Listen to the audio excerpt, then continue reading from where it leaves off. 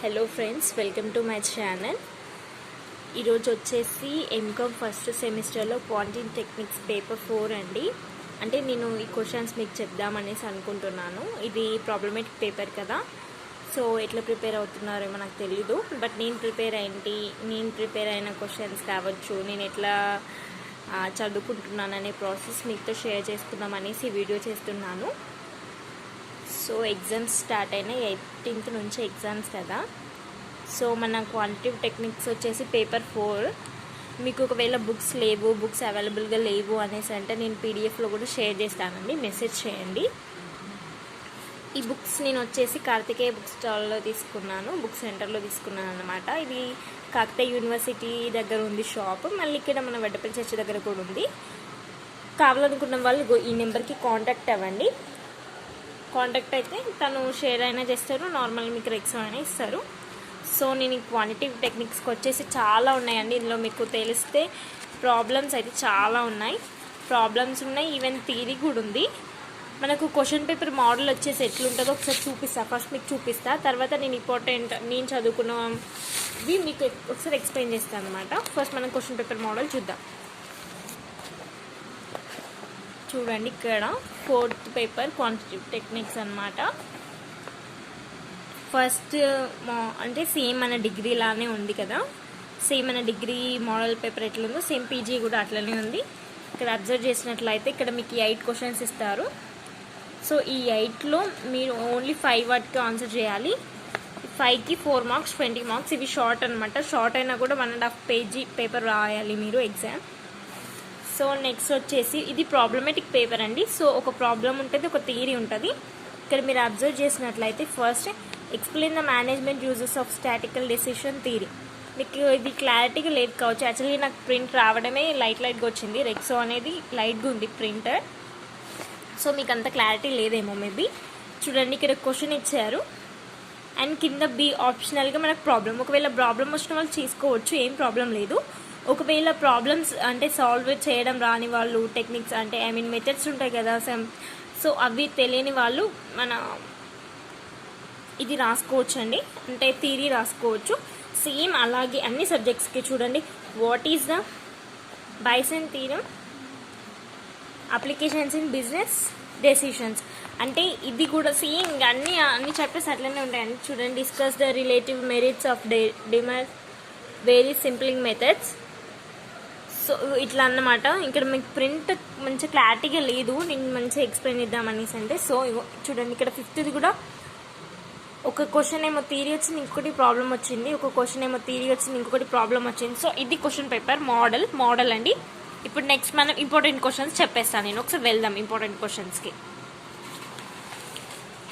So నేను already అన్నీ prepare చేసుకున్నానండి, మీకు ఒకసారి చూపిస్తాను నేను. క్వాంటిటేటివ్ టెక్నిక్స్ ఎక్కడ ఉన్నాయి, ఇక చూడండి 4th చాప్టర్, ఇది క్వాంటిటేటివ్ టెక్నిక్స్ అన్నమాట. క్లారిటీ కనిపిస్తుందా మీకు?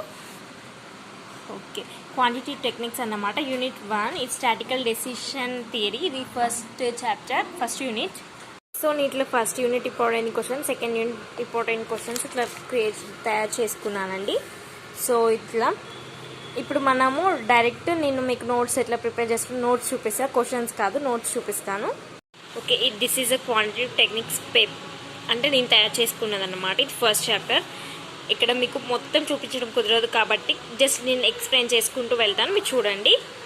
డెసిషన్ థియరీ ఇంట్రొడక్షన్ నేను నార్మల్గా షార్ట్ చేసుకున్నాను. ఇప్పుడు మనం టెక్స్ట్ బుక్లో అబ్జర్వ్ చేసినట్లయితే చాలా లాంగ్ ఉందండి, మళ్ళీ అంతేకాక ప్రాబ్లమ్స్ ఇంక్లూడ్ అయి ఉన్నాయి. సో మనకు కొంచెం కన్ఫ్యూజ్ కావచ్చు. సో నేను ఇట్లా ప్రిపేర్ చేసుకున్నాను.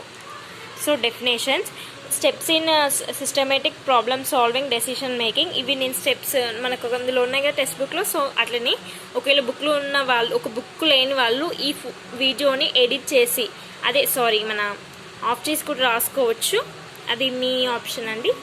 డెసిషన్ మేకింగ్ ఎన్విరాన్మెంట్, సో ఇట్లా నేను సైడ్ హెడ్డింగ్స్ పెట్టేసి రాసేసుకున్నాను. సో ఇది ఒక క్వశ్చన్ అన్నమాట. నెక్స్ట్ గేమ్ థియరీ, ఒకవేళ మనకు ప్రాబ్లం మనం అనుకున్నట్టు ఇది రాకుండా నెక్స్ట్ క్వశ్చన్ వస్తే ఎట్లా అనేసి గేమ్ థియరీ కూడా రాసుకున్నాను. సో ఇక్కడ చూడండి, rules of game theory, payoff outcomes, strategies, numbers of competitors, types of game చూస్తున్నారు కదా. ఇగో rules of the game theory. 2% zero, ఒకవేళ సమ్ మనకి వచ్చేసే ప్రాబ్లమ్స్ ఉన్నాయండి. దీని మీద మనకు ప్రాబ్లమ్స్ ఉన్నాయి, బట్ నేను ప్రాబ్లం చేయలేదు, నార్మల్గా థియరీ రాసుకున్నాను. ఒకవేళ ప్రాబ్లం రాదు, కాకపోతే నాకు ఎక్కువ రావు, సో నేను ఇట్లా థియరీ రాద్దామనేసి ఇట్లా ప్రిపేర్ చేసుకున్నాను. So limitation of game theory, ఒకవేళ మనకు ఆన్లైన్ క్లాసెస్ వినని వాళ్ళు, ఎక్కువ ఏమంటారండి మన ప్రాబ్లమ్స్ చేయడానికి వాళ్ళు, ఇది అయితే బెస్ట్ చాయిస్ అండి. చూసారా, ఇప్పుడు నేను ఓన్లీ 1 చాప్టర్కి జస్ట్ 1.5-2 పేపర్స్ అంతా చేసుకున్నాను. ఇది ప్రిపేర్ అయితే చాలు. ఇందులో నీకు ఆఫ్ ప్రిపేర్ అయినా బెస్ట్, షార్ట్ క్వశ్చన్ వచ్చిన బెటర్ కదా, 4 మార్క్స్ అనమాట. సో ఇప్పుడు సెకండ్ యూనిట్ థియరీ ప్రాబ్లమేటిక్ పేపరే కదా, సో ఇప్పుడు నేను థియరీయే ప్రిపేర్ చేసుకున్నానండి అన్నిటికీ. చూడండి, ఇప్పుడు ఇంట్రడక్షన్ అంటే ఏంటి, అది ఎక్కడి నుంచి వచ్చింది చూడండి. Word is chance to very common used in day to day, అట్లా నార్మల్గా history of probability, definition, calculation probability, ఇదంతా మొత్తం నేను ప్రిపేర్ చేసుకున్నాయండి. అందులో ఏంటంటే ఇది స్పెషల్ అండి, ఇది ఒకవేళ వచ్చే ఛాన్స్ చాలా ఉంది. మా సిస్టర్ కూడా ప్రిపేర్ చేసింది, మేబీ ఇది చాలా నేర్చుకోనేసి. సో నేను కొంచెం దీనికి ఎక్కువ మ్యాటర్ రాసుకున్నాను. సో ఇది ఉంది మనకి, తెలుసు కదా ఇక మీకు డిస్ట్రిబ్యూషన్స్ ఇవి మెయిన్ అంటండి, మా సిస్టర్ చెప్పారు. సో నేను ఈ 3 మెయిన్ ప్రిపేర్ చేసి పెట్టుకున్నాను. మీరు కూడా ఒకవేళ రాసుకోవాలి, ఒకవేళ మీ దగ్గర బుక్ లేదు అంటే ఈ వీడియోని మ్యూట్లో పెట్టేసి రాసుకోండి, బెటర్ అది. నెక్స్ట్ యూనిట్ 3 చూసారు కదా, ఓన్లీ నేను 2 పేపర్స్ అండి. చూసారు కదా, ఓన్లీ 1 చాప్టర్కి 2 పేపర్స్. ఇది మెయిన్లీ ఇంపార్టెంట్ కాబట్టి ఇది బాగా చదువుతాను. ఇది ఏంటంటే నార్మల్గా మనకి ప్రాబబిలిటీ కాబట్టి జస్ట్ ఇంట్రడక్షన్ జస్ట్ చూసుకుంటాను, ఎందుకంటే 4 మార్క్స్ మనకి, ఒకవేళ 5 మార్క్స్ దాంట్లో వచ్చేస్తే రాసుకోవచ్చు కదా అని. సో ఇప్పుడు యూనిట్ 3 ఇది ఇంట్రొడక్షన్, టెస్టింగ్, ప్రొడ్యూషన్ ఆఫ్ టెస్టింగ్. ఇది కూడా సేమ్ అండి, ఇంతే. చూసారు కదా ఇప్పుడు నేను ఎంత రాసుకున్నాను. సో ఇవి 3 స్టెప్స్ అండి. సో ఈ 3 స్టెప్స్ నేర్చుకుంటున్నాను. ప్రాబ్లమ్స్ రాని వాళ్ళు ఇట్లా ప్రిపేర్ చేసుకొని రాసుకుంటే బెటర్, చాలా బెటర్ అంటే బెటర్. ఇది 4th చాప్టర్. ఈ 4th చాప్టర్లో మెయిన్లీ 2 అండి, చాలా ఈజీ ఉంది. చాలా ఫస్ట్ అనో అంటే ఏంటి నేర్చుకోండి, అంటే ఇది ఏంటనేసి నేర్చుకున్న తర్వాత ఏం చేయాలంటే టెక్నిక్స్ అండి. ఓన్లీ 2 టెక్నిక్స్, 1 వే క్లాసిఫైడ్ టెక్నిక్, 2 వే క్లాసిఫైడ్ టెక్నిక్, 2 ఓన్లీ డెఫినేషన్స్. మనం వీటికి డెఫినేషన్స్ ఏందో చూసుకొని బాక్సెస్ జస్ట్ ప్రిపేర్ అయితే ఈజీ కదండి. ఇట్లా ఎస్ఎస్సి మనకి ఈజీగా ఉంటుంది కదా. సో ఇట్లా నేర్చుకుంటే ఆల్మోస్ట్ మీకు 1 చాప్టర్ వచ్చేసినట్టే.